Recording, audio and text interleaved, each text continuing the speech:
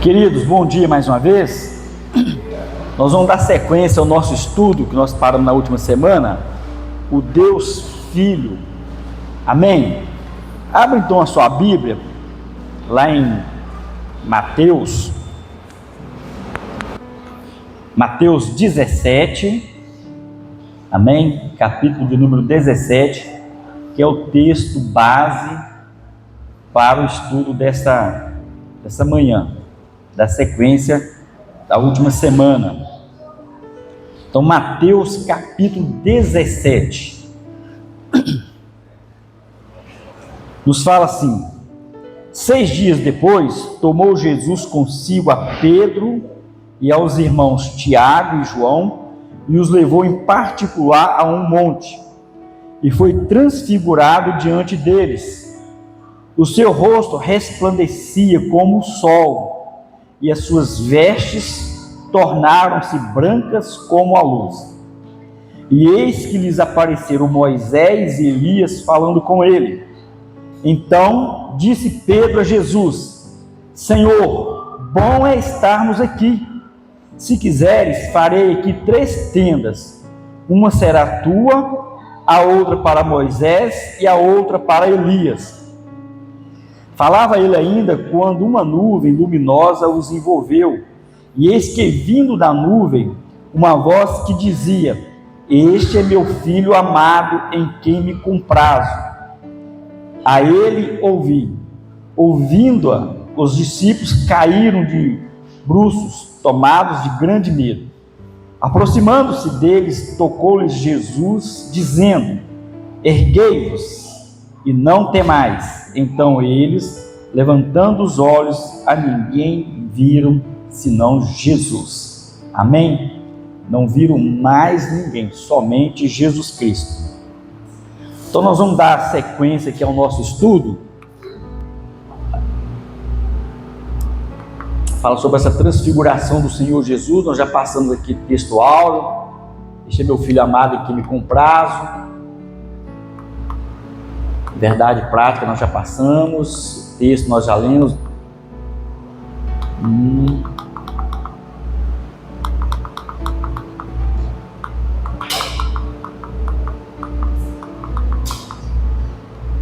A concepção virginal de Jesus, nós já entendemos que foi mediante a ação do Espírito Santo, como nós falamos na última semana. Os irmãos não têm dúvida disso, correto? A deidade, ou seja, deidade e divindade, a deidade absoluta do Senhor Jesus, ele é 100% homem, 100% Deus, como nós já falamos, mas fala sobre essa divindade dele. Ele estava no princípio com o Pai, ou seja, toda a eternidade. E João fala que tudo foi feito por ele e por meio dele.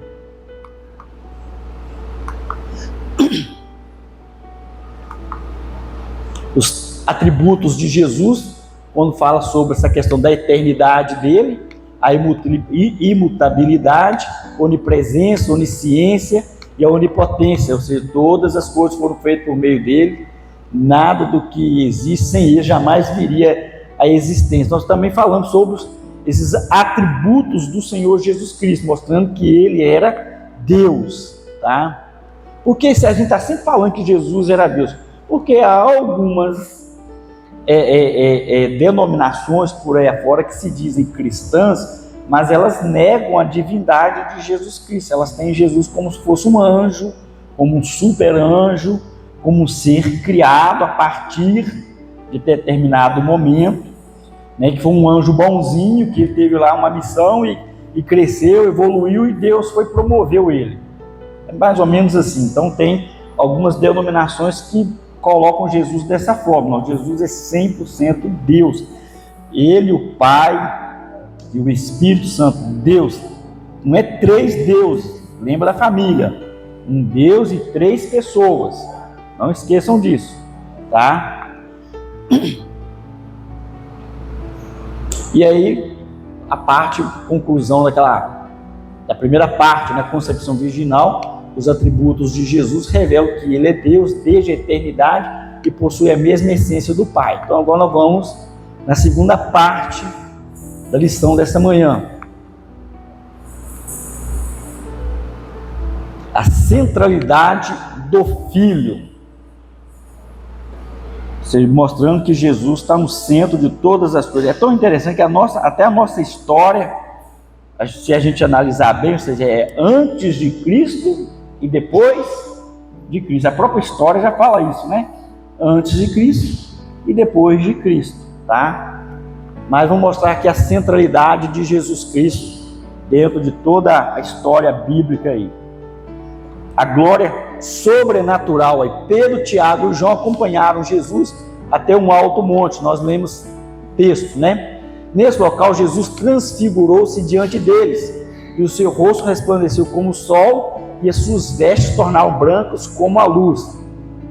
O verbo transfigurar é tradução do grego metamorfo, do qual se originou o vocábulo metamorfose, ou transformação, mudança. Então, Jesus estava como homem aqui, e nesse momento ele fez um prelúdio ali de como que ele era na eternidade, como que os discípulos vão ver ele depois. Ou seja, essa transfiguração dele, o rosto dele brilhou por completo ali, todo o ser dele, até as vestes dele transfiguraram, mudaram as vestes, ficaram tudo brancas, tudo luminosas. Então esses discípulos tiveram um privilégio muito interessante, né? Os primeiros que tiveram essa grande experiência aí. Ninguém que viu Jesus transfigurado, já? Não? Então eu vou contar para vocês. Todinho é um amigo que nós temos, hoje ele mora lá na Bahia. A mulher dele crente, o Todinho não era crente não. Hoje eu não sei se ele está na igreja. Mas e ela sempre orando por ele, orando, e um dia e lá no quarto dele apareceu uma luz dentro do quarto dele, aquele negócio todo, tomou o quarto todo e falou para ele que era Jesus. E no outro dia estava uma alegria, uma felicidade, e a mulher dele, Clésia, lembra da Clésia, o Ivone? Não, lá da igreja no Ideal. E ela falou, o que foi? E ficava sorrindo, uma alegria, e tomou o coração dele. E aí ele, aquela coisa toda, uma experiência que ele teve ali com Deus. Não, Jesus veio aqui no meu quarto e contou história. E aí, como foi na outra noite, do mesmo jeito, resumindo a história, a mulher dele um dia falou assim, misericórdia, sou crente há tanto tempo, eu nunca tive uma experiência dessa. Esse homem vai ter essa experiência. Vai fazer o quê, né, irmãos? Jesus deu essa experiência para ele. Há muitas pessoas que têm essa experiência. Os discípulos tiveram essa experiência. E eu quero ter, você não quer não? Jesus apareceu no seu quarto lá? Eu quero. Eu só não sei se eu vou dar conta, eu acho que eu fico meio com medo também. É porque é sério o negócio, não é brincadeira não. Então, ou seja, aí ele transfigura diante dos seus discípulos. Na ocasião, Jesus revelou temporariamente a glória da sua natureza divina, com aparência resplandecente. Um prólogo escatológico, né? Um vislumbre de Cristo pós-ressurreto e glorificado. Uma confirmação da união das duas naturezas de Cristo, a humana e a divina. Duas naturezas em uma só pessoa. Aqui a divindade de Jesus foi revelada, uma manifestação visível da glória de Deus no Filho encarnado. Então vamos ver ali Apocalipse, lê para mim, Vanderlei, Apocalipse 1:6.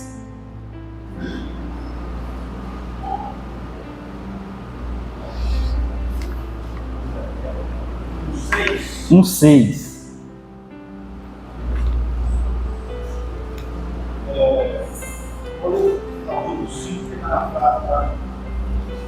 Aquele que nos ama e pelo seu sangue nos libertou do nosso pecado, e nos constituiu rei e sacerdote para o seu Deus e Pai. A ele é a glória e o domínio pelos séculos dos séculos. Amém.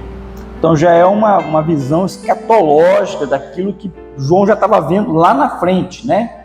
Talvez um dos discípulos mais abençoados foi João, né? Porque ele teve essa experiência ali. Depois, também lá no livro de Apocalipse, narrando o livro, ele volta a ver o Senhor Jesus, tanto é que em um momento ele fala que ele olhou e viu, né, que os olhos dele eram como chamas de fogo, seus pés reluzentes.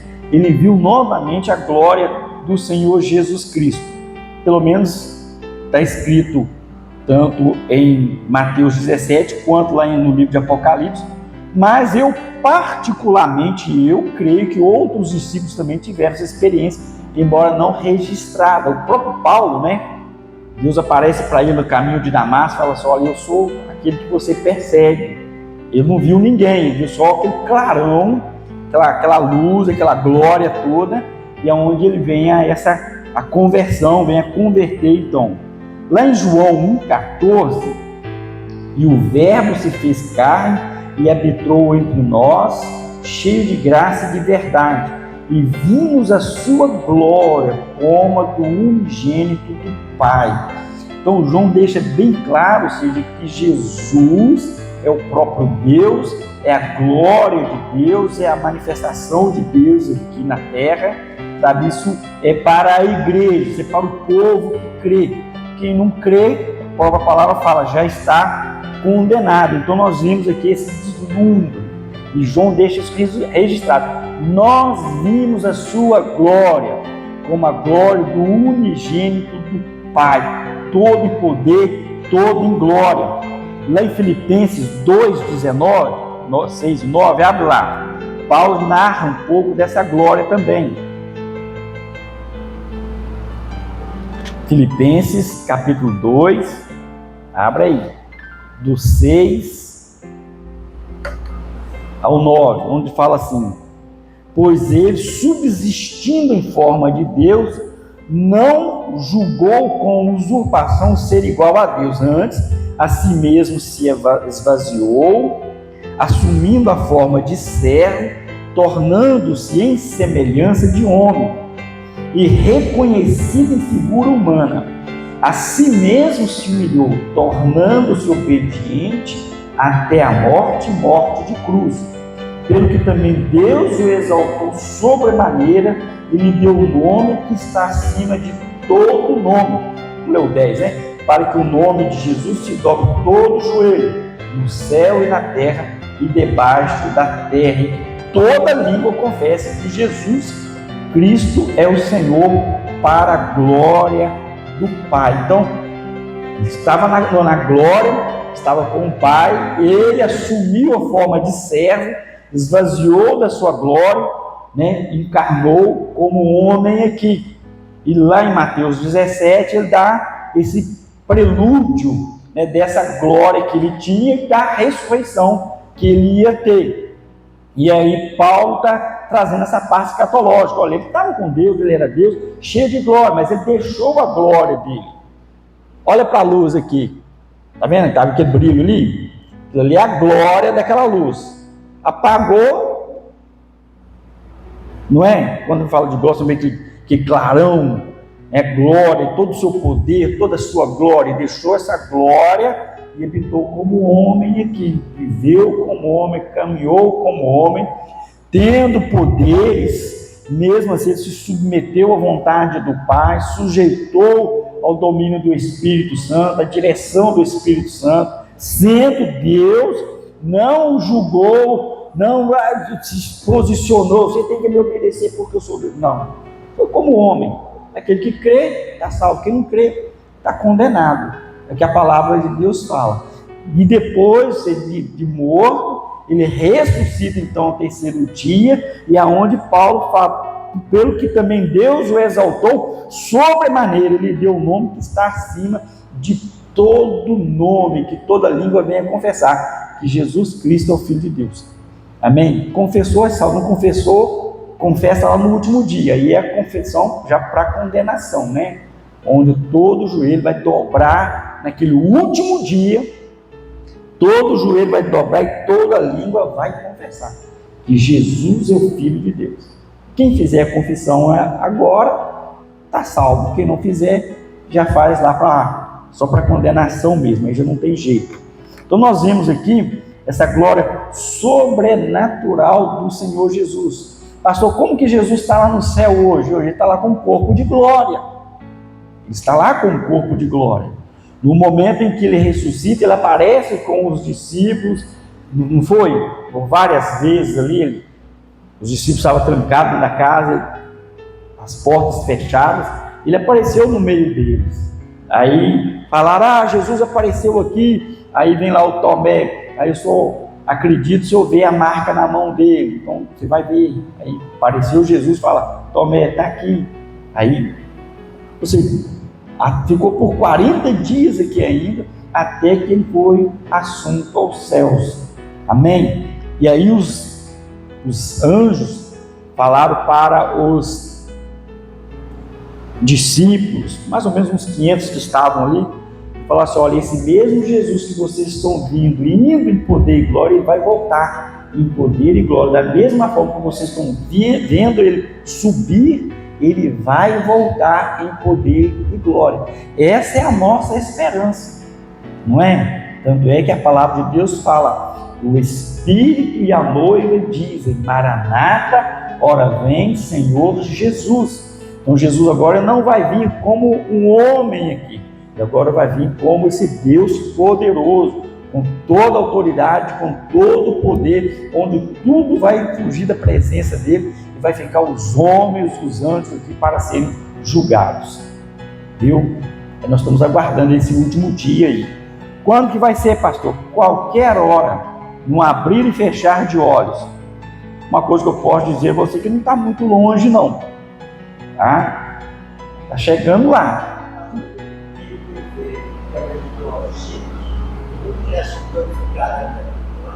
Não. A pergunta do Vicente. E tinha e não tinha, né, Vicente?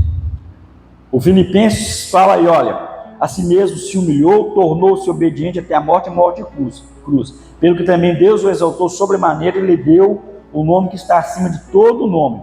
Então, a pergunta do Vicente, aquele período que Jesus ficou aqui, ele ainda não tinha sido glorificado. Ele tinha ou não? O que os irmãos acham?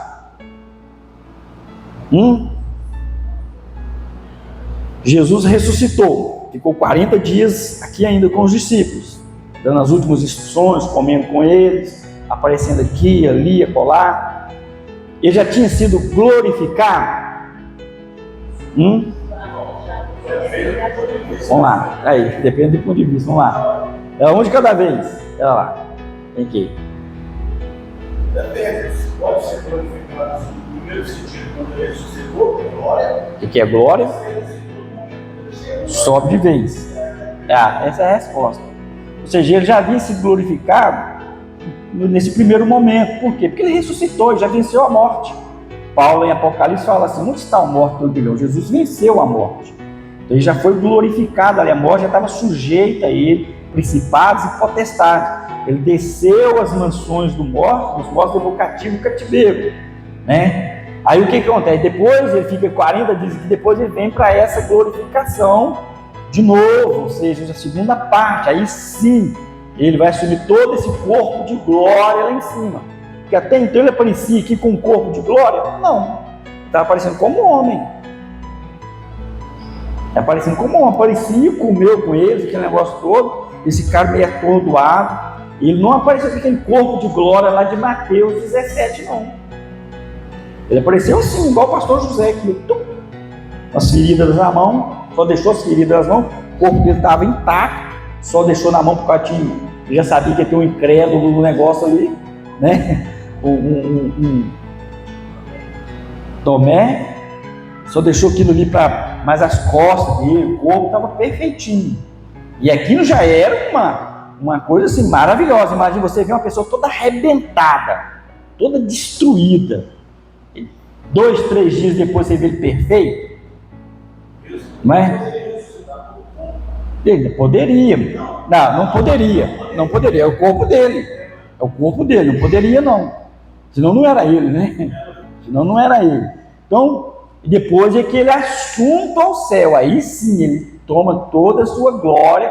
Então hoje um corpo espiritual. Esse corpo se transfigura, ou se transformou agora em um corpo de glória, lá em cima. Amém? Ou não amém? Amém, irmãos? Tem dúvida não, né? Testemunhos agora, olha só. o testemunho da lei e dos profetas. Estando no monte, eis que lhe apareceram Moisés e Elias falando com ele. Mateus 17:3. A aparição de Moisés e Elias não foi um contato com os mortos, mas um ato divino carregado de significado escatológico. Moisés representa a lei. Ele é o mediador da antiga aliança, o legislador do povo hebreu. Sua presença indica que toda a lei aponta para Cristo. Então, o que a escatologia entende? Quando Jesus transfigurou esse corpo de glória, Moisés e Elias aparecem ali. Moisés está representando quem? Moisés está representando a lei. Moisés está representando o Velho Testamento ali.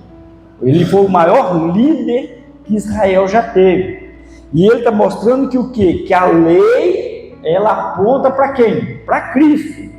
Então a lei está apontando para Cristo. A função, ou seja, essa presença de Moisés ali é isso, é apontar para Cristo. Coisa que os fariseus, os escribas, eles não conseguiram entender isso. E Paulo depois lá na frente, ele fala, olha, essas coisas foram ocultas, né? E foi nos revelado a nós. Nós somos vasos de barro, mas a glória é do Senhor. Ou seja, tirou o véu, tirou a escama dos olhos. E Paulo e assim os discípulos entenderam que toda a lei, todas as profecias, tudo estava apontando para esse Cristo, para o Senhor Jesus Cristo. A lei fechava ali, tanto é que a palavra fala, Jesus é o cumprimento da lei, é o fim da lei. Não é abolir a lei, acabar com a lei, mas ele é o cumprimento de toda a lei, porque a lei estava apontando para ele. Amém? Amém ou não amém? Habla Êxodo comigo aí, 24. Êxodo 24.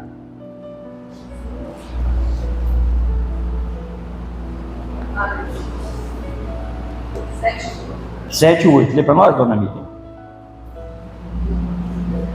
Êxodo 24, 7. Tomou o livro de conselho e o leu aos ouvidos do povo. E eles disseram: tudo que o Senhor tem falado, faremos obedecer, e obedeceremos. Então, tomou Moisés aquele sangue e o espargiu sobre o povo e disse: eis aqui o sangue do cordeiro, eis aqui o sangue do conselho, que o Senhor tem feito convosco sobre todas essas palavras. Então, ele tomou o livro da aliança, leu diante dele, de todos que estavam ali, né? Tudo que falou o Senhor, faremos e obedeceremos. Ele leu a lei, apresentou a lei, e eles disseram: nós vamos fazer tudo que o Senhor mandar. E aí fizeram então o sacrifício. Então, quem estava fazendo isso aqui? Moisés. Moisés é esse representante da lei, ele é o legislador, foi a ele que Deus deu a lei. Mas toda essa lei aparecendo para onde? Apontando para Cristo. Olha o verso 9, também recheado de significado, o 8. Então tomou Moisés aquele sangue e o aspergiu sobre o povo e disse: eis que o sangue da aliança que o Senhor fez convosco a respeito de todas essas palavras. Então o que ele fez? Ele fez o sacrifício, pegou o sangue e saiu jogando sobre o povo. Estava simbolizando ali que o povo tinha aceitado essa lei, estava de coração aberto para obedecer essa lei. O sangue estava representando ali a morte dos seus pecados, a morte deles e ao mesmo tempo a remissão. Sem o derramamento de sangue não há remissão de pecados, diz a palavra do Senhor, né? Depois, mais na frente, nós vemos os sacrifícios que eram feitos, embora foram vários sacrifícios, porque o povo pecava o tempo todo, mas havia o dia da expiação, que era uma vez por ano, congregava todo mundo, pegava-se 2 animais e colocava diante do povo. E aí o sacerdote falava: qual desses 2 vocês querem? Aí eles escolhiam um e o outro ele soltava lá no deserto. Aquele que eles escolheram, ele era degolado, então pegavam o isopo era... Quem é que já varreu terreiro aí com aquelas ramas, vassoura? Todo mundo aqui, né? Você não? Né? Era mais ou menos aquilo, a vassourinha, enfiava ali, o isopo era uma rama, né? E molhava, fazia com a vassourinha e saía aspergindo no povo. Então, olha a visão. 2 animais colocados diante do povo, o povo escolhia um para ser sacrificado, o outro era solto. No dia que Jesus foi apresentado diante de Pilatos, Pilatos fala só, está aqui Jesus e está aqui Barrabás. O que eu faço? Quem vocês querem que eu liberte? Barrabás. Soltaram o Barrabás. E a Jesus? Crucifica. Aí o Barrabás vai lá e lava as mãos e fala assim, eu sou livre do sangue desse inocente. Aí o povo diz que o sangue dele caia sobre nós. Ali havia, presta bem atenção, essa visão do Velho Testamento, o dia da expiação, como também depois veio uma sentença em 70 depois de Cristo, devido ao pecado deles. Mas eles participaram da expiação, sem eles entenderem que estavam participando, percebe? Então lá no Velho Testamento já havia isso, que estava apontando para aquilo que ia acontecer, só que eles não entenderam. Mas Deus ele tinha um propósito dele, propósito maravilhoso de dar o seu filho para morrer em nosso lugar. Então o sangue dele caiu sobre nós, tá? Sobre nós. Louvado seja Deus, e nós temos o perdão dos nossos pecados. Amém? Então a lei, ela estava apontando lá para Cristo. Mateus ainda 5,17, abre lá.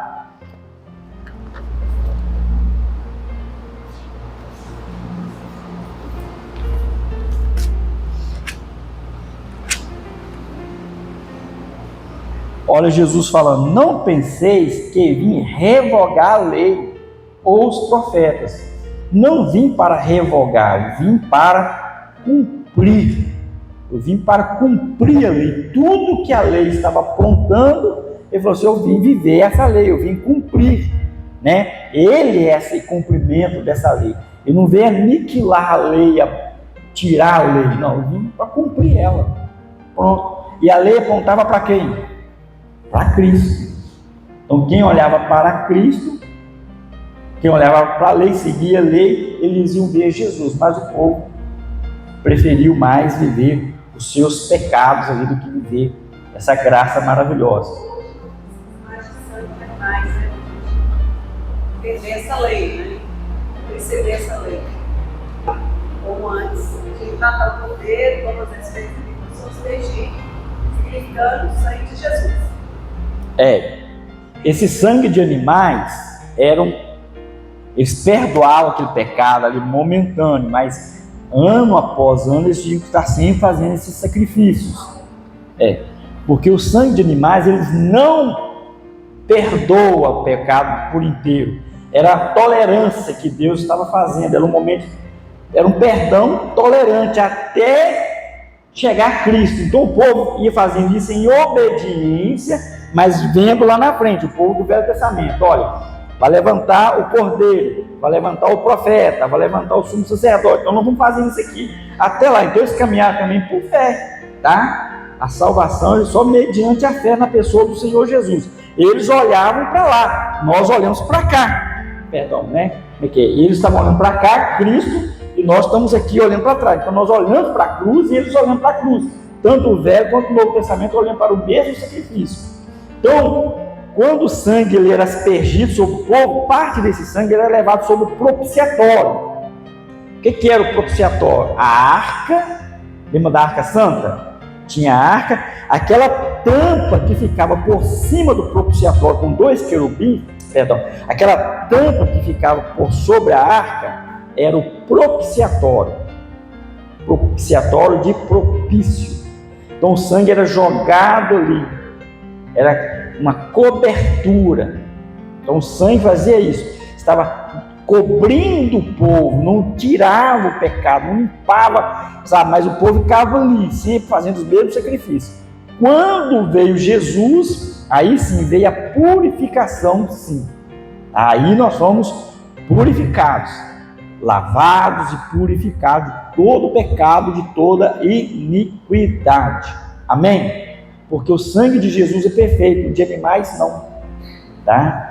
Aqueles animais eram substitutos temporários até vir o sacrifício perfeito. Aí que João fala: eis o Cordeiro de Deus que tira todo o pecado do mundo. Se nós confessarmos os nossos pecados ao Senhor, Ele é fiel e justo para nos perdoar e nos purificar de toda iniquidade, nos perdoar de todo pecado e nos purificar de toda iniquidade. Então a lei estava sempre apontando para Cristo. E Elias? Olha só, qual que é a função do Elias? Elias representa os profetas, considerando o símbolo da proclamação profética. Sua aparição mostra que os profetas anunciavam a vinda do Messias. Mateus 9:6 e Malaquias 4:5-6. Esses dois personagens testemunham que Jesus é o tema central e o cumprimento definitivo das Escrituras. A presença deles é uma prova visível da superioridade de Cristo. Vamos ver lá Isaías 9:6? Volta um pouquinho. Isaías, capítulo 9, verso 6.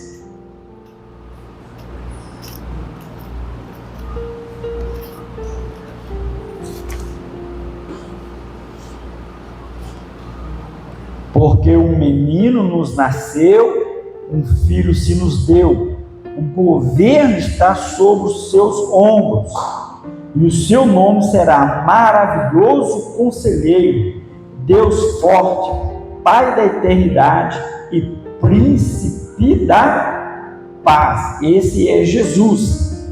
Está vendo, Gustavo? Embora a princípio a promessa era profecia sobre Ciro, mas na verdade era sobre Jesus Cristo.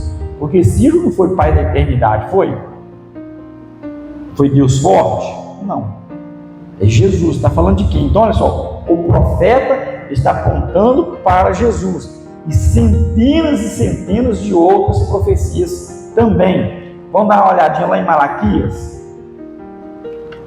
Acho que é Mateus, aí volta um pouquinho para trás.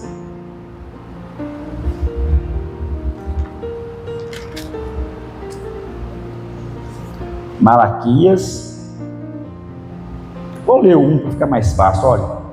Pois eis que vem o dia e arde como fornalha, todos os soberbos e todos os que cometem perversidades serão como restolho, o dia que vem os abrasará, diz o Senhor dos exércitos, de sorte que não lhes deixará nem raiz nem ramo, mas para vós outros, que temeis o meu nome, nascerá o sol da justiça. Quem é o sol da justiça? Jesus. Está vendo? Para vós que temeis o meu nome, nascerá o sol da justiça, trazendo salvação nas suas asas. Saireis e saltareis como bezerros soltos na estribeira. Pisareis os perversos, porque se farão cinza debaixo das plantas dos vossos pés. Naquele dia que preparareis, diz o Senhor dos exércitos, lembrai-vos da lei de Moisés, meu servo, a qual lhe prescrevi em Horebe, para que todo Israel, a saber, estatutos e juízos. Eis que eu vos enviarei o profeta Elias, antes que venha o grande e terrível dia do Senhor. Ele converterá o coração dos pais aos filhos, o coração dos filhos a seus pais, para que eu não venha a ferir a terra com maldição. Então olha só, o profeta Malaquias também já estava sendo usado, né, já é um profeta também pós-babilônio, ou seja, para profetizar a respeito do Senhor Jesus. E Malaquias ainda fala, lembra da lei, lembra de Moisés, não esqueça não, tem o profeta né, Elias, que eu vou enviar diante de vós, e ele vai converter o coração dos pais aos filhos. Então, os profetas também estavam apontando para quem? Para Jesus Cristo. Então, Jesus não é um cara que chegou assim e falou: eu sou Jesus. Não, tem todo um contexto, em todas as profecias do Velho Testamento apontando para o Senhor Jesus. Então, tanto a lei quanto os profetas, elas apontam para Jesus. Abra lá Lucas 24.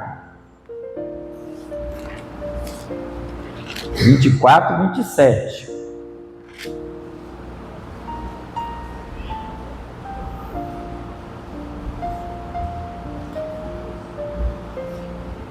Vou ler o 25 para ficar fácil aqui a compreensão. Então lhes disse Jesus: ó nécios e tardos de coração para crer tudo o que os profetas disseram. Porventura não convinha que o Cristo padecesse e entrasse na sua glória? E começando por Moisés, discorrendo por todos os profetas, expunha-lhes o que a seu respeito estava em todas as Escrituras. Que episódio é esse aqui? Que fato é esse aqui? Esse aqui é aquele momento onde, após a ressurreição de Jesus, havia os dois discípulos, né? Ou seja, Jesus ressuscitou, e dois discípulos saíram de Jerusalém, estavam no caminho para Emaús, estavam tristes. E um era Cleopas, alguns entendem que era tio de Jesus. Então estava triste, aí aparece Jesus, só que Jesus não se apresentou: eu sou o Cristo, não. Jesus falou assim: o que está acontecendo? Vocês estão tristes? Eles ficaram surpresos: mas você é o único camarada que teve lá em Jerusalém, não sabe o que aconteceu? Mas não, deu uma de bobo? O quê? Você não sabe o que fizeram com um varão chamado Jesus, profeta de Deus, fez milagres, curou enfermos, não sei o que tem. E acabou que nós esperávamos que ele viesse restaurar o reino, mas aí pegaram ele e mataram ele. Tem até um pessoal aí que está falando que ressuscitou, umas mulher meia doida aí, sabe? Umas mulher meia doida, porque mulher não tinha voz, tá, gente? Mulher não tinha voz. Então tem umas mulheres aí que falaram que ele ressuscitou, mas né, até uns dos nossos, Pedro e João, também falou que viu, não sei o que tem, foi lá no túmulo, não viu nada. Aí Jesus começa então: ó, seus nécios, tolos, né? Seus ignorantes, no popular, seus burros, tá? No popular, tá? Vocês são loucos? Vocês não entenderam o que Moisés falou? Não convinha, Moisés falou, os profetas falaram, que tudo que ele passou, Cristo, Jesus está falando dele, né? Que ele deveria padecer, passar por essas coisas, ou seja, Jesus testificando. Moisés falou e os profetas também falaram. E Jesus lá vai caminhando e falando até que eles chegam. Jesus faz menção de passar adiante. Eles: não, vamos ficar aqui, já está de noite, não vai não. Aí na hora que Jesus aparte o pão, eles entenderam que era Jesus. Jesus desaparece. Aí eles voltam a 1000 para Jerusalém, né? A mesma pegada, correndo. Então, Jesus dando testemunho aqui de que ele mesmo, de que os profetas já haviam falado a respeito dele, que o Moisés já havia falado. Então, no momento da transfiguração, esse momento todo de passagem mesmo, esse momento escatológico, dizendo, anunciando: acabou a lei, ou não acabou a lei, não, perdão, é o cumprimento da lei, tá? É isso que está acontecendo aqui. Olha, a aprovação divina do Pai. A transfiguração atinge seu clímax com a voz audível do próprio Pai. Eis que uma nuvem luminosa os cobriu, e da nuvem saiu uma voz. A voz vinda da nuvem, símbolo da presença de Deus, a nuvem lá no Velho Testamento, ecoa as palavras já proferidas lá no batismo de Jesus: este é meu filho amado, em quem me comprazo. Então, olha só, eles já estavam surpresos com aquilo, vendo Moisés, vendo Elias, Jesus transfigurado, aquela nuvem de glória. Aí Pedro chega perto de Jesus: Senhor, se o Senhor quiser, vem fazer aqui uma tenda para o Senhor, uma para Moisés, uma para Elias. Aí vem a voz: esse é meu filho amado, em quem me comprazo, a ele ouvi. E eles, caíram no chão. A mesma voz que apareceu no batismo de Jesus. Quando Jesus desceu as águas, aí veio a voz: este é meu filho amado, em quem me comprazo. Então eles ouviram novamente ali a voz de quem? Do Pai. A voz do Deus Todo-Poderoso, né, testificando ali que Jesus era o Filho dele. E não só isso, e que nós deveríamos ouvir a voz dele, seguir o Senhor Jesus, obedecer ao Senhor Jesus. Olha a fala: este é o meu Filho amado, em quem me comprazo, em quem me alegro, que eu fico alegre. Depois ele fala: a ele ouvi. Dá ouvidos a ele, dá voz a ele, obedeçam a ele. Amém? Amém ou não amém?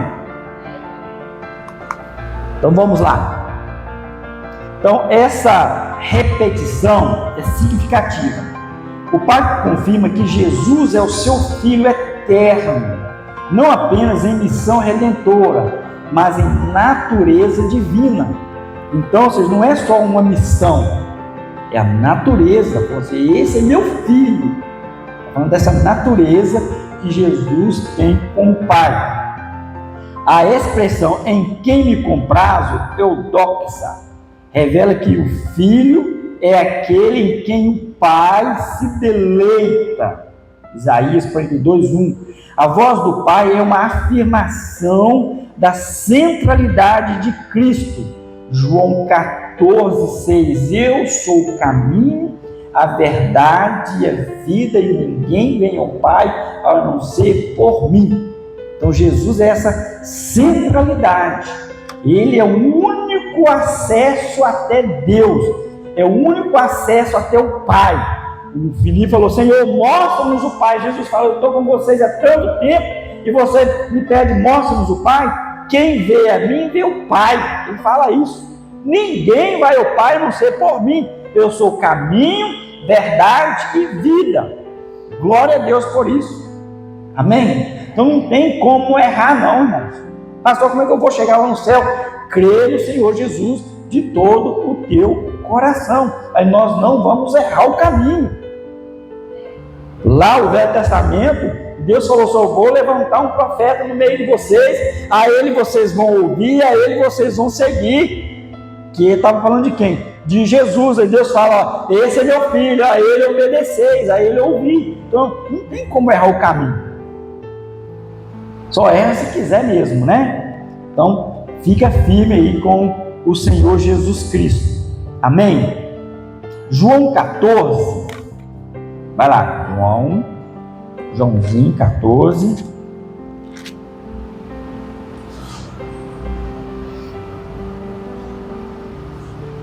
O 9. Disse Jesus: Filipe, há tanto tempo estou convosco e não me tendes conhecido? Quem me vê a mim, vê o Pai. Como diz, mostra-nos o Pai. Não credes que eu estou no Pai e que o Pai está em mim? As palavras que eu vos digo, não digo por mim mesmo, mas o Pai que permanece em mim faz as suas obras. Crede-me que estou no Pai e o Pai em mim. Crede ao menos por causa das mesmas obras. Em verdade, eu vos digo que aquele que crê em mim fará também obras que eu faço, e outras maiores fará, porque eu vou para junto do Pai. E tudo quando pedirdes em meu nome, isso farei, a fim de que o Pai seja glorificado no Filho. Se me pedirdes alguma coisa em meu nome, eu farei. Se me amais, guardareis os meus mandamentos. Então, eu estou com o Pai, eu e o Pai somos um. Aí ele fala: credes que eu estou com o Pai pelas obras que foram realizadas, pelo menos pelas obras, né? Pelo menos pelas obras. Está difícil de crer no que eu estou falando, no que eu estou vivendo, pelo menos nas obras que eu fiz. Creiam. Tem testificação disso, né? E João, no finalzinho do seu livro, ele fala: esses sinais que Jesus fez fez para que as pessoas pudessem vir a crer que ele era o Filho de Deus. E havia muitos outros milagres que não foram nem registrados, mas os que estavam registrados já era suficiente para o povo crer. E Jesus fala isso aqui, crer pelo menos pelos milagres. É tão interessante como é que a Bíblia é toda fechadinha, né? Jesus já está falando isso aqui, João narrando esse fato. Crer pelo menos pelos milagres que eu fiz. Aí lá na frente o João fala assim, olha, esses sinais foram feitos para que o povo pudesse crer que ele é o Filho de Deus.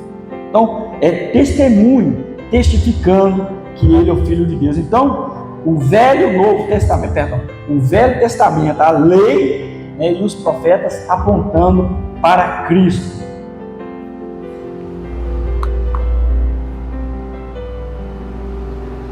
Na transfiguração, Cristo é confirmado pelo Pai como centro da revelação e cumprimento da lei e dos profetas. E um versículo que eu estou sempre citando, ele que eu gosto muito, é justamente o de Hebreus, capítulo de número 1, onde o autor, ele fala assim, havendo Deus outrora falado muitas vezes e de muitas maneiras aos pais pelos profetas, nesses últimos dias nos falou pelo Filho, a quem constituiu herdeiro de todas as coisas, pelo qual também fez o universo.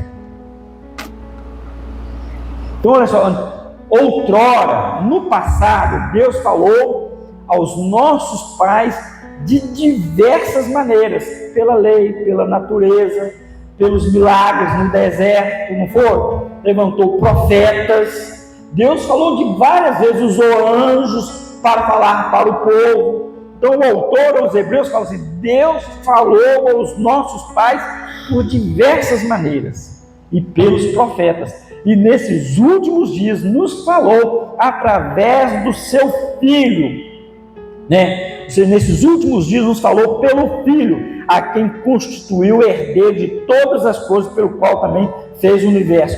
Ele que é o resplendor da glória, a expressão exata do seu ser, sustentando todas as coisas pela palavra do seu poder, depois de ter feito a purificação dos pecados, assentou-se à direita da majestade nas alturas, tendo se tornado tão superior aos anjos, quando herdou mais excelente nome do que qualquer um deles. Então, depois de ele apresentar, fazer o sacrifício aqui, sustentar todas as coisas, ele está sentado do lado do Pai, que tem um nome sobre todo nome, amém? Sobre todo nome, aleluia. Então o nome de Jesus, ele tem poder, não é pelo nome da igreja, é pelo nome do pastor, é pelo nome de Jesus. É ele que fez, sustenta todas as coisas.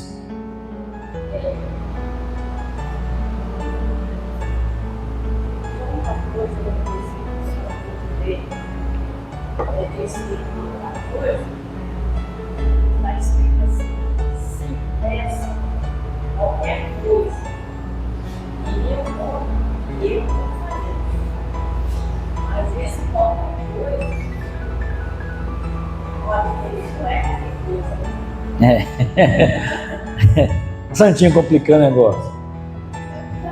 A João 14, Jesus fala assim: peçam qualquer coisa no meu nome, que eu vos farei. Aí ela vai falar assim: mas não é qualquer coisa. Peçam qualquer coisa, mas não é qualquer coisa, né? Qualquer coisa está dentro da vontade do Senhor.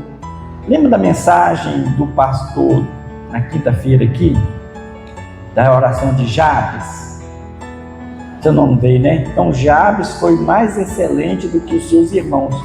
Jabes orou e Deus o abençoou, porque Jabes orou de acordo com a vontade de Deus. Senhor, que o Senhor me abençoe, que o Senhor guarde a minha vida, que o Senhor alargue as minhas fronteiras, que o Senhor me sustente. Ou seja, ele foi humilde, teve fé, acreditou, não pensou só nele, sabe, pensou, né? Você orou dentro da vontade de Deus. Senhor, eu vou orar aqui em nome de Jesus, que aquela parede ali vai cair. Não, está na sua palavra, que eu pedi qualquer coisa, para que aquela parede vai cair?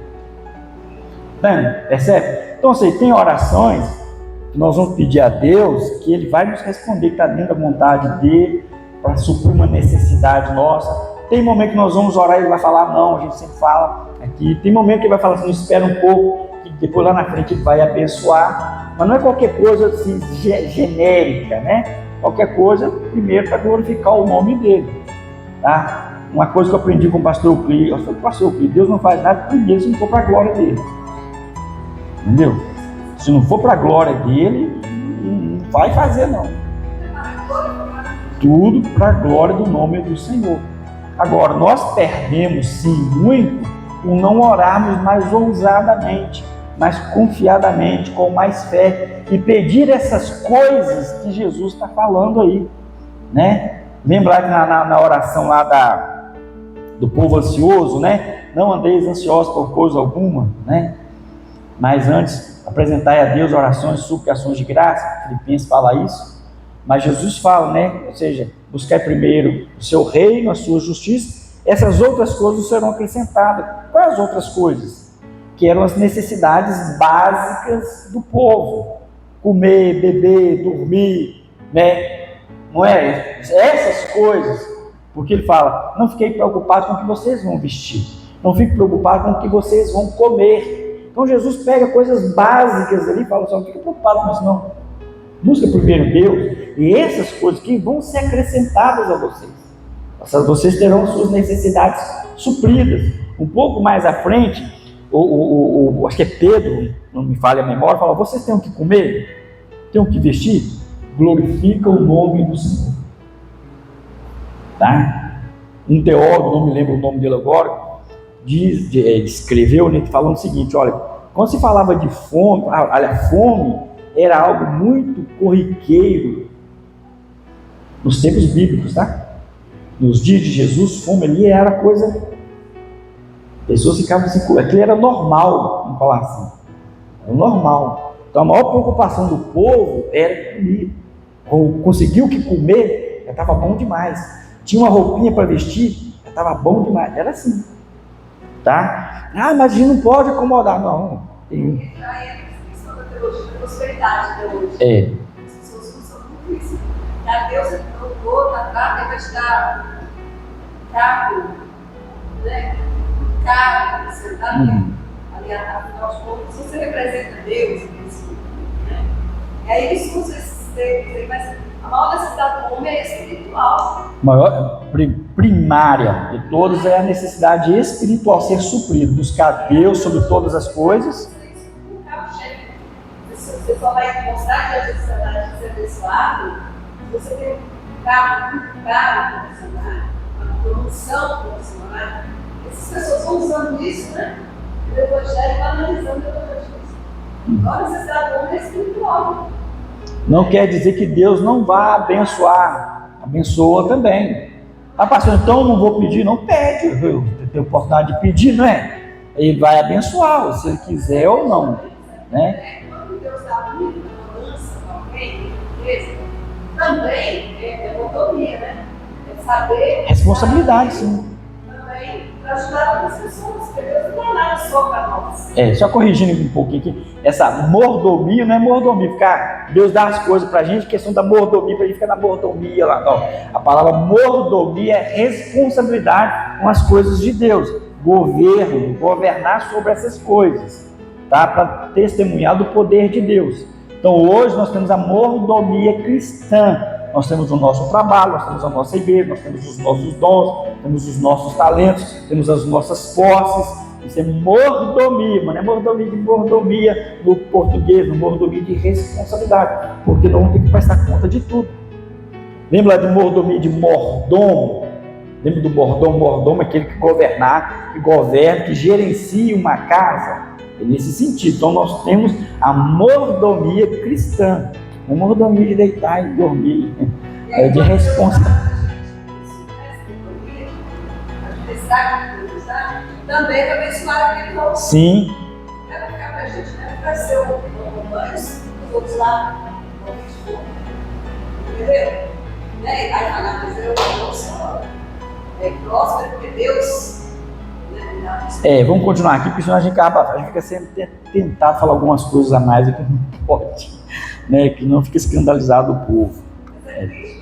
Triste. Mas vamos para a segunda parte aqui, então, terceira, a missão redentora, né?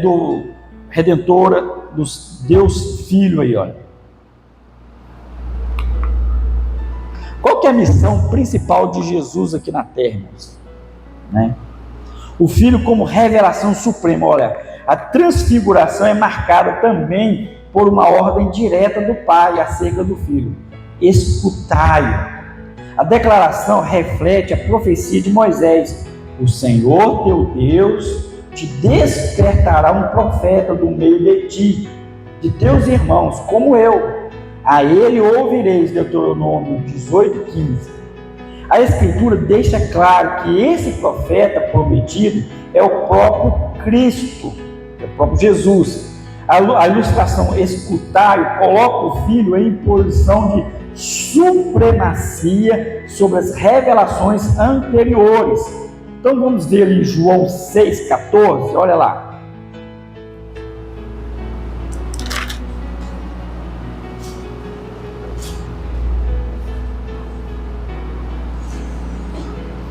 João 6,14. Vendo, pois, os homens o sinal que Jesus fazia, disseram: este é verdadeiramente o profeta que deveria vir ao mundo. Está vendo?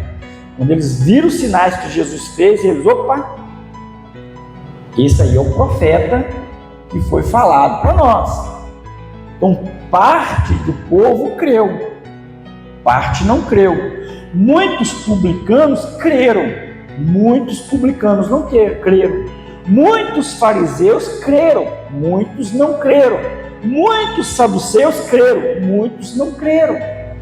Grande parte do povo acreditou, a grande parte do povo não acreditou. Mas era a profecia, quando faziam aquele monte de milagre, o povo, opa! Lembra de Nicodemos? Foi de noite ter com Jesus, fala: Senhor, vejo que o Senhor é realmente de Deus, porque ninguém pode fazer esses sinais se não for de Deus. Então, quem era o Nicodemos? Mestre em Israel, fariseu, mestre. Ele declarou: ninguém pode fazer esses sinais se não for de Deus. Então o profeta, né, a palavra de Deus, o Moisés já falou assim: Deus vai levantar um profeta no meio de vocês aí. Vocês devem seguir ele, vocês devem escutar a ele. Ele vai ser um profeta igual a mim, que vai falar, que vai ensinar, que vai mostrar para vocês. E aí veio o Senhor Jesus. Atos capítulo 3, abre lá comigo.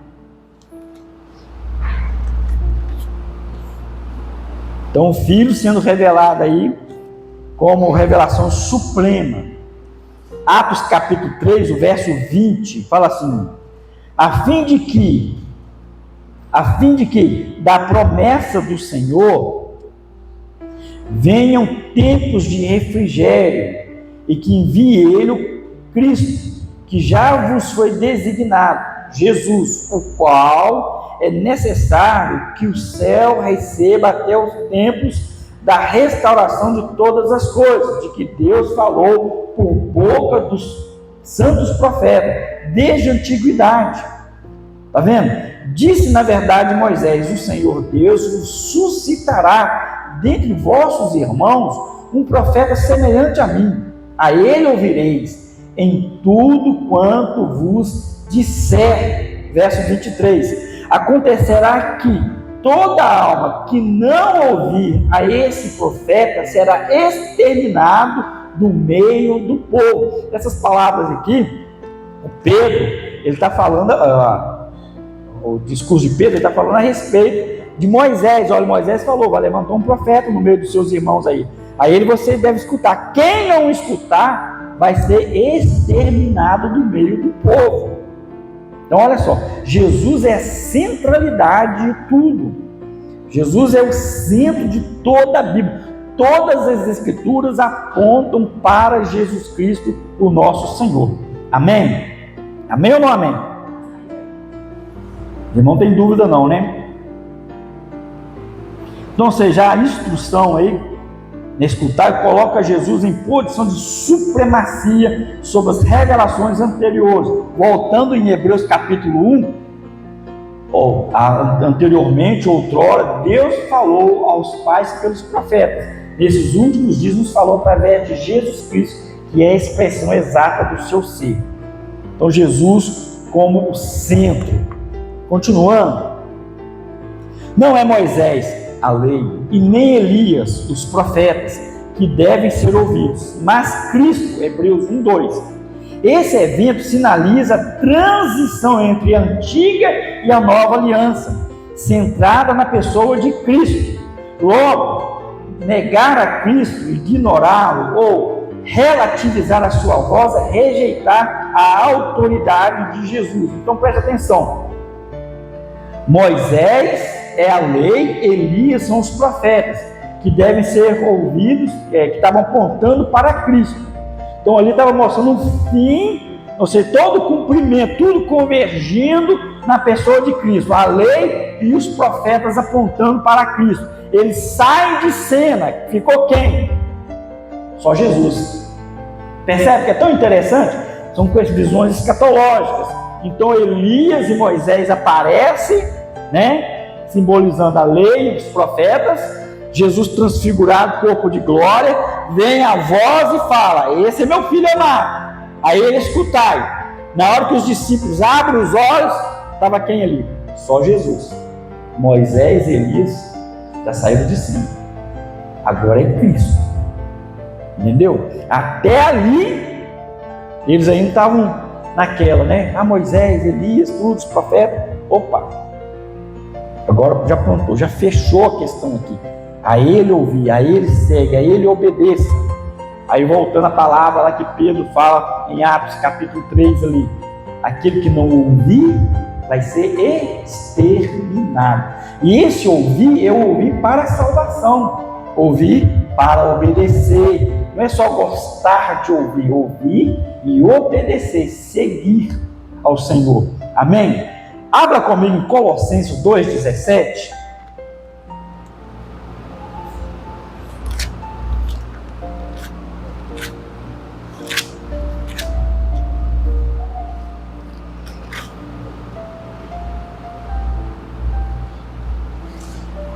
Eu leio o 16. Ninguém, pois, vos julgue por causa de comida, bebida, ou dias de festa, ou lua nova, ou sábados. Está falando de lei. Porque tudo isso tem sido sombra das coisas que haviam de vir. Porém, o corpo é de Cristo. Pronto. Então, tudo que a lei, os profetas eram só sombras do que era perfeito, o que é Cristo. Então, Jesus é a expressão exata. Tudo antes era sombra. Lembra que eu falei que era tudo uma questão de tolerância? Deus caminhando com o povo. A lei, Paulo fala que ela era um pedagogo. Aio, algumas versões falam aio. Aio é pedagogo, ou seja, o pedagogo é aquele que tinha função de quê? De educar. Então, o pedagogo fazia isso, essa função de educar, mas não para ele, mas para... Então, a lei estava ali educando e doutrinando o povo, mostrando o povo lá para Cristo, para entregar para Cristo. Aparece Moisés, Elias e sai de cena e fica só Jesus Cristo. Amém?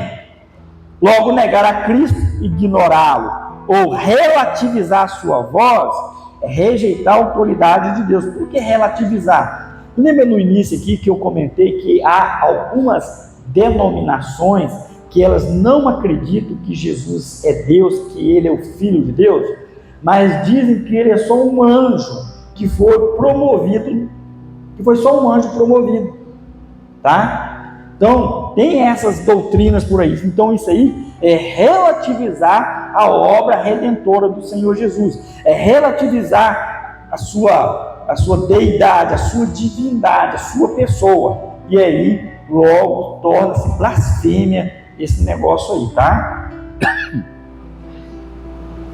A exclusividade de Cristo. Vamos lá, nós estamos caminhando para o fim. A exclusividade de Cristo na redenção. Após a visão do Cristo transfigurado, a Bíblia declara: erguendo eles os olhos, ninguém viu, senão Jesus. Essa afirmação encerra uma verdade fundamental. Cristo é absolutamente único e exclusivo na obra da redenção. A presença de Moisés e Elias cessou, restou apenas Cristo. Ele é o cumprimento da lei e dos profetas. Todas as escrituras apontam para ele. Então, a exclusividade da redenção é somente de Cristo. A lei, ela não salva. As profecias, elas não salvavam, mas só apontavam para Jesus. O sangue de animais não salvava. Podia matar 1 milhão de boi. O sangue desses bois não salvava. É somente Cristo. Então, tudo estava apontando. Lembra que eu disse que aquele sangue era tudo questão de tolerância?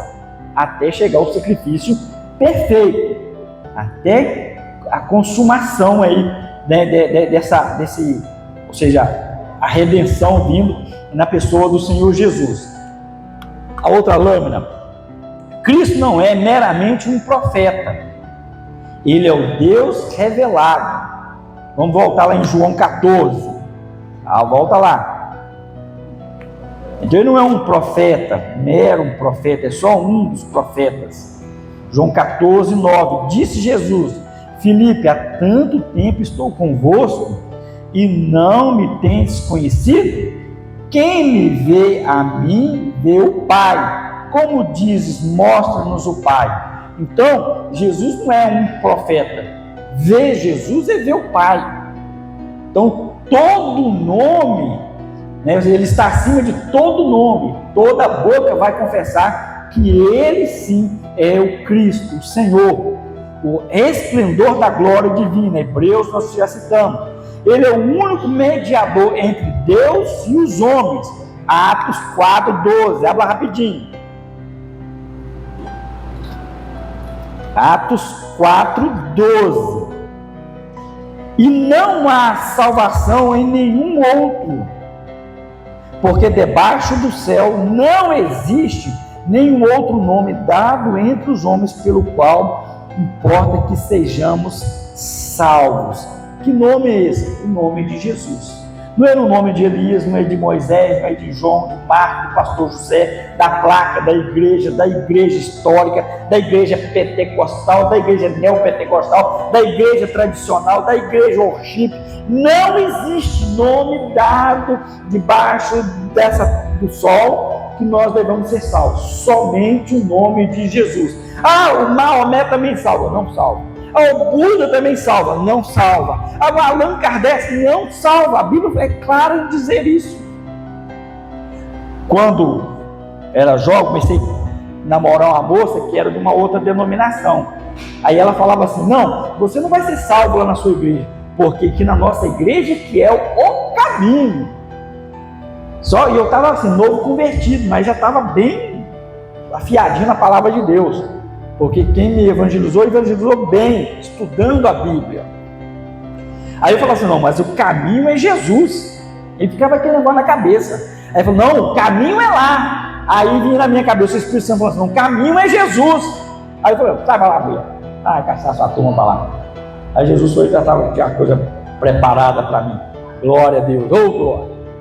Então é isso, tá vendo? Não, aqui que é o caminho, a nossa igreja que salva, não. Tem salvação aqui na Batista, tem salvação lá na Assembleia, tem salvação na Presbiteriana, tem salvação lá na Batista Shalom, tem salvação. Mas estão pregando o nome de Jesus? Tem salvação. Não está pregando o nome de Jesus? Sai, porque é anátema. Não está falando da salvação em Jesus? Em salvação em um outro?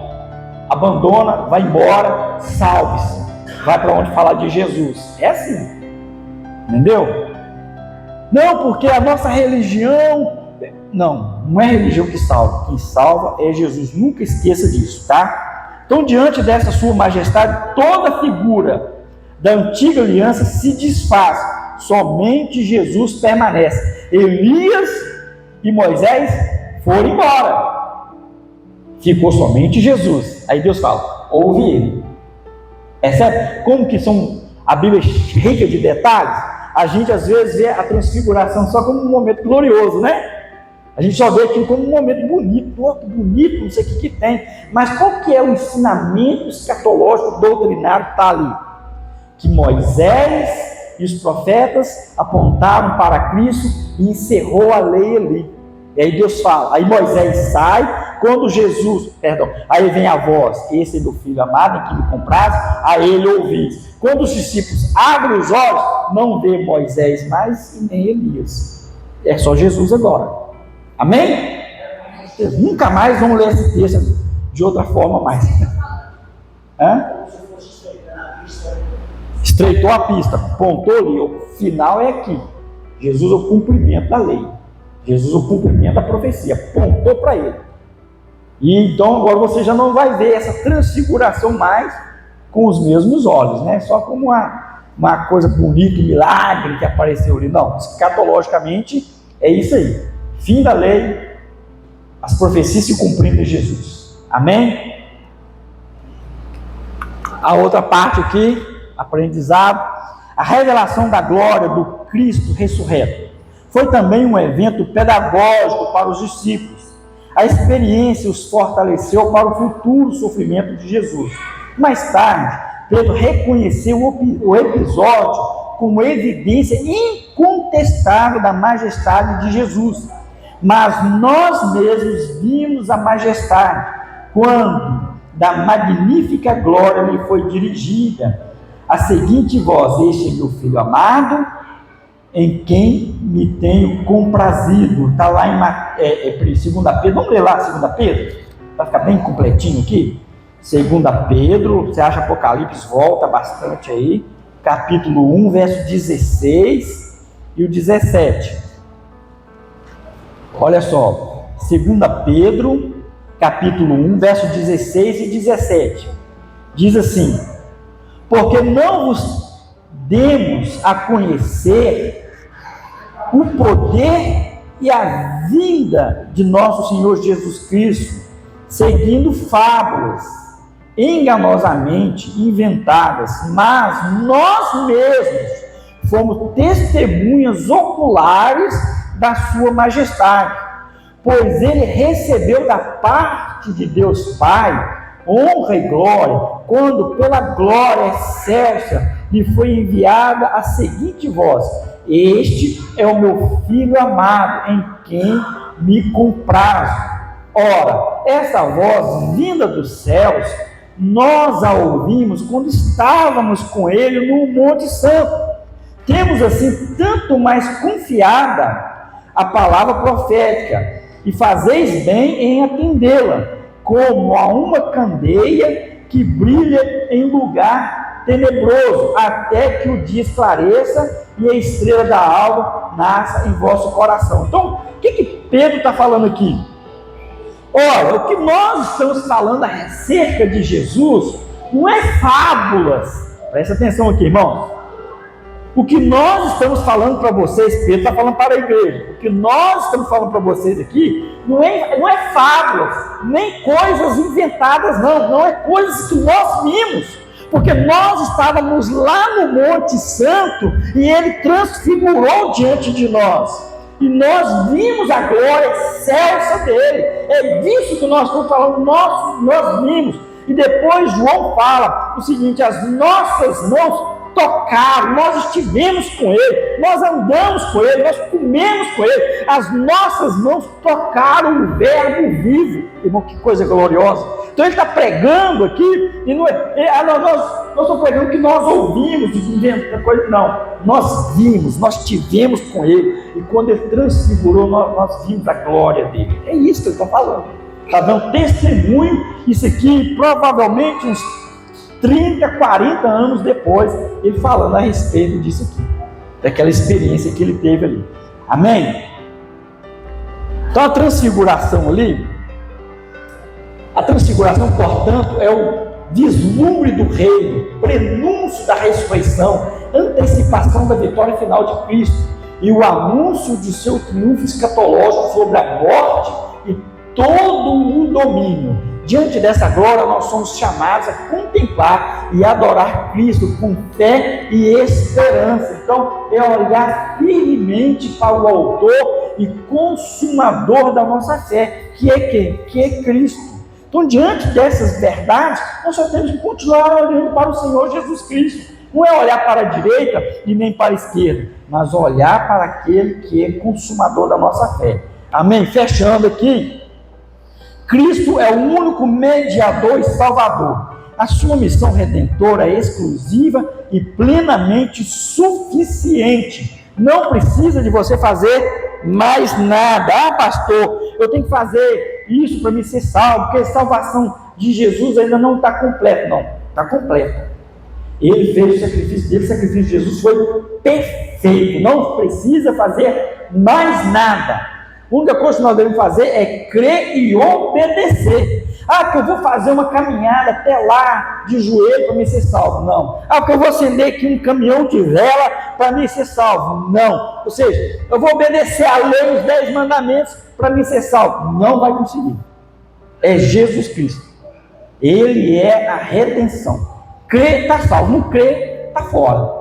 Crer, está dentro. Se não crer, está fora. Simples assim. Amém? A doutrina do Deus Filho nos conduz à centralidade de Cristo na fé cristã. Centralidade. Não pode dividir a glória dele com ninguém. A e B. É só Jesus. A sua divindade, glória e missão redentora revela o coração do Pai e o agir do Espírito. Ele é o Verbo eterno feito carne, o único que pode reconciliar o homem com Deus. Por isso, devemos reconhecê-lo como Senhor absoluto, prostrar-nos em adoração, ouvi-lo e segui-lo em obediência, reverência e gratidão. Amém? Feche os olhos. Deus, nós louvamos o nome do Senhor, porque o Senhor é bom, o Senhor é maravilhoso. A Ti, Pai, toda a honra, toda a glória e todo o louvor. Bendito é o Teu nome eternamente. Obrigado, Deus, por se revelar, se manifestar a nós, ó Pai, por nos dar a oportunidade de conhecer o Senhor em vida, Pai. Muito obrigado, em nome de Jesus.